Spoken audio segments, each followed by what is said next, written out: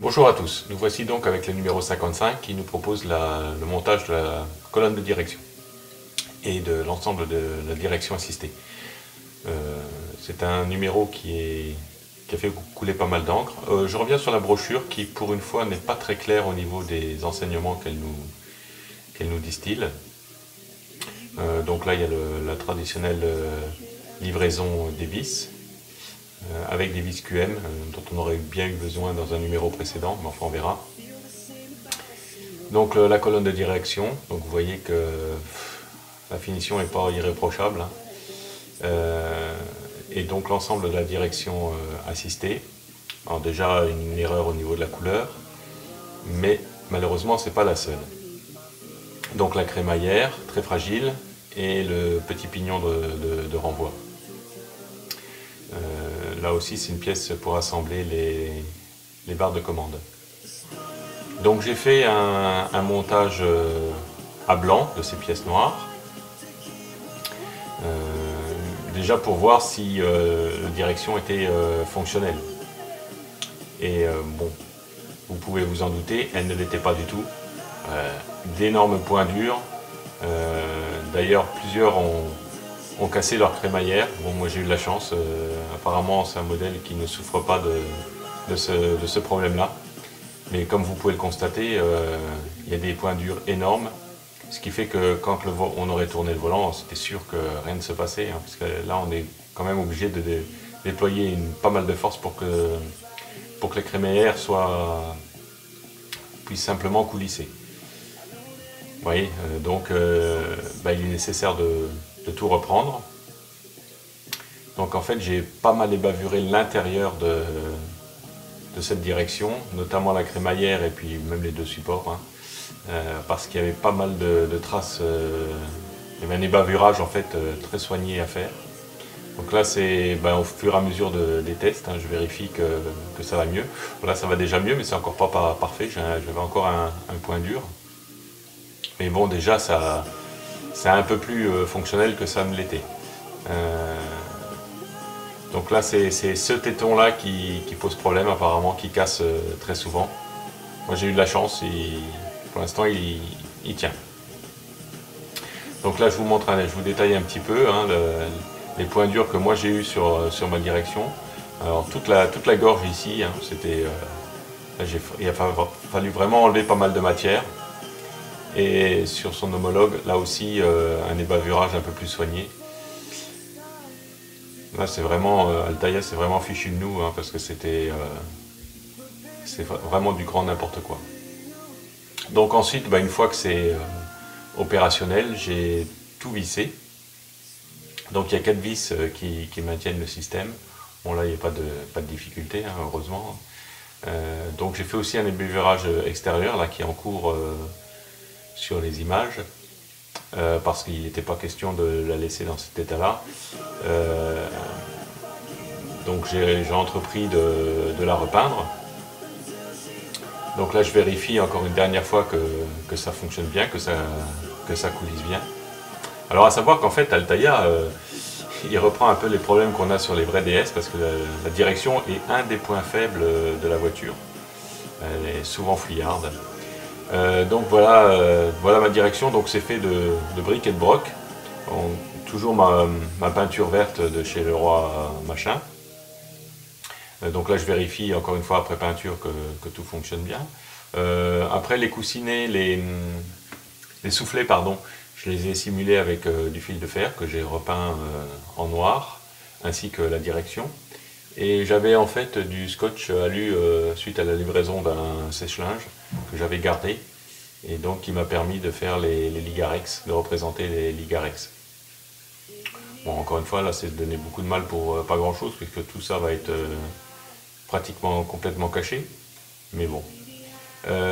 Donc les barres de rappel, donc là aussi repeintes en vert, assez sommairement pour l'instant.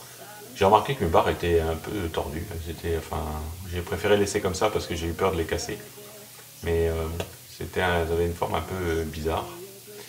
Donc là j'ai fait une mise en peinture sommaire que je retravaillerai. Alors évidemment, il faut bien vérifier que tout ça fonctionne bien, qu'il n'y a pas de point dur et qu'il n'y a pas de frottement exagéré parce que ça nuirait au bon fonctionnement du système. Alors là j'ai commis une erreur qu'on voit sur la vidéo, c'est que j'ai monté cette barre à l'envers. Bon, heureusement c'est sans incidence, on s'en rend vite compte au montage et je n'ai pas été obligé de redémonter la direction pour pouvoir la changer, mais là faites attention à la barre gauche en fait apparaît à l'envers. Donc là aussi une opération assez délicate, d'autant que le tenant de crémaillère est, comme je vous le disais, assez fragile. Donc l'accouplement des barres. Alors au final ça représente assez fidèlement ce qu'est une direction de DS, pour peu qu'on prenne au moins la précaution de repeindre l'élément en vert, quoi. Je pense que c'est vraiment le minimum. Donc là la vis fournie, je ne sais plus laquelle que c'était, mais moi je n'ai pas trouvé que ça convenait. Donc j'ai pris une vis JM qui à mon sens convenait bien mieux. Et donc toujours j'ai vérifié à chaque fois que la crémaillère restait bien fonctionnelle. Alors la mise en place sur le berceau ne pose pas de problème particulier. Là, ça se fait bien. Bon, j'ai ma peinture qui est un petit peu marquée, mais ça c'est pas grave, j'ai pu faire des retouches par la suite. Ça passe tout juste au niveau de la poulie d'accessoires, mais là aussi c'est représentatif de ce qui se passe sur nos voitures. Hein. Bon, là ça l'est un peu plus parce que ça touche et ça devrait évidemment pas toucher, mais bon, ça passe, hein, malgré la surépaisseur due au fil représentant les soufflets de direction. Donc ça se passe quand même relativement bien. Et là, bon, bah, c'était vraiment la galère du jour, hein, c'était réduire un petit peu les jeux de renvoi vers les trains avant. Bon, j'avais conscience du problème, hein, puisque je l'avais soulevé lors des vidéos précédentes. Et pour moi, la seule solution viable était de coller. Donc là, on fait déjà l'accouplement de la biellette gauche.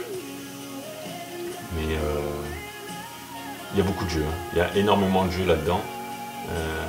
Bon, ça sera fonctionnel, mais c'est pas très probant. Donc là, on voit que en fait, le principal jeu vient de la biellette. C'est-à-dire que si je la laisse comme ça, même vissée, bah, quand on tournera le volant, bon, peut-être que la direction s'actionnera, mais en aucun cas le train avant ne bougera d'un pé. Donc en fait j'ai collé à la cyanolite. Bon, c'est un petit risque, mais au moins voilà, ma direction est fonctionnelle sans trop de jeu. Parce que de toute façon le jeu que vous voyez à l'écran là, il est obligatoire, puisque c'est des petites olives qui permettent à la vis de coulisser. Avec le rappel des phares directionnels qui est du mauvais côté, hein, puisque normalement il se fait sur la roue droite. Mais bon, ça faisait vraiment trop de transformation pour moi et je l'ai laissé comme ça. Donc c'est bien cette vis là que j'ai collée, celle-ci bien sûr ne l'est pas. Donc ça permet quand même d'avoir une mobilité mais sans le jeu. Donc là j'ai retourné ma biellette, puisqu'elle était dans le mauvais sens. Bah là c'était un peu le même motif, peut-être même encore plus accentué que sur le côté gauche. C'est que effectivement il y avait un jeu pas croyable. Donc ben, même motif, même punition. Après l'accouplement de la barre, j'ai collé cette vis à la cyanolite. Parce que pour moi c'était la seule manière de vraiment réduire le jeu, hein, qui était important. Voilà, donc ben, une fois qu'on a terminé, ça bouge. Ça bouge un peu, peut-être même trop, mais au moins c'est fonctionnel. Enfin, le rayon de braquage est quand même très limité, mais il est fortement déconseillé de forcer parce que tout va lâcher et évidemment là, s'il y avait à intervenir, il faudrait, comme sur la vraie voiture, commencer à démonter pas mal de choses pour rendre à nouveau accessible. Donc voilà, cette direction, cette One Direction est enfin posée, non sans mal, hein. Donc à bientôt. Donc le plus, c'est que la direction est en place. Les moins, c'est que la direction est non fonctionnelle sans adaptation. Si vous le montez comme ça, c'est impossible. Il y a beaucoup trop de jeux. Et l'aspect non conforme sans revenir avec ses pots de peinture et ses petits gadgets. A bientôt!